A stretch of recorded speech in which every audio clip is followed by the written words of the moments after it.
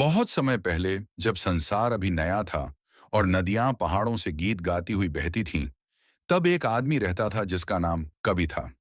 वह एक शिकारी था, बलवान, बुद्धिमान, परंतु बेचैन भी। गांव वाले उससे प्रेम करते थे। फिर भी कवि अक्सर घने जंगलों में चला जाता, जहां वह रोमांच की तलाश करता और अपने साहस को परखता। एक दिन जब वह ऊंचे ऊंचे वृक्षों के नीचे चल रहा था, उसे किसी पशु की तीखी चीख सुनाई दी। जिज्ञासा से वह आवाज की ओर बढ़ा और देखा कि एक बंदर शिकारी के जाल में फंसा हुआ है। बंदर छटपटा रहा था। उसकी सुनहरी आंखों में भय चमक रहा था। कवि कुछ देर ठिठका। उसकी जाति के लोग अक्सर बंदरों का शिकार भोजन और व्यापार के लिए करते थे, पर बंदर की आंखों में कुछ ऐसा था जिसने उसके हृदय को छू लिया। उसने उसे मारने के बजाय अपनी तलवार निकाली और रस्सियों को काट दिया। बंदर आजाद होकर छलांग लगा, भाग सकता था, पर वह वहीं ठहर गया और अजीब बुद्धिमत्ता से कवि को निहारता रहा। दिन बीतते गए। जहां जहां कवि जाता, बंदर उसका पीछा करता। शुरुआत में कवि खींच गया। अपने झुंड में लौट जाओ, उसने कहा। लेकिन बंदर केवल चहकता और पेड़ से पेड़ पर झूलता, जैसे कि उसने ठान लिया हो कि यहीं रहेगा। धीरे धीरे कवि उसकी उपस्थिति का अभ्यस्त हो गया।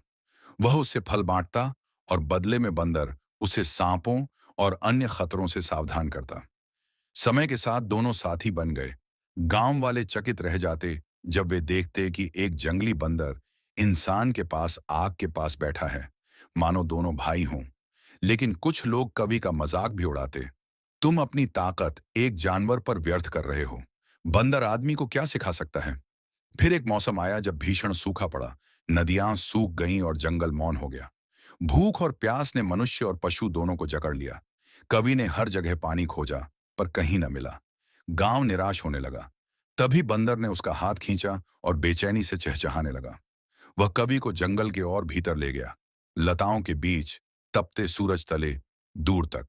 अंततः वह चट्टानों के झुरमुट पर रुका। उसने जमीन पर हाथ मार मार कर एक छिपा हुआ सोता दिखाया। वहां से निर्मल ठंडा जल फूट पड़ा। कवि आनंद से चिल्लाया। उसने पानी भरकर गांव पहुंचाया और सबकी प्यास बुझाई। गांव वाले अब बंदर का उपहास नहीं करते थे, बल्कि आदर से सिर झुका देते। पर कवि जानता था सच्चाई। बंदर ने केवल गांव ही नहीं, बल्कि उसका अपना हृदय भी बचा लिया था।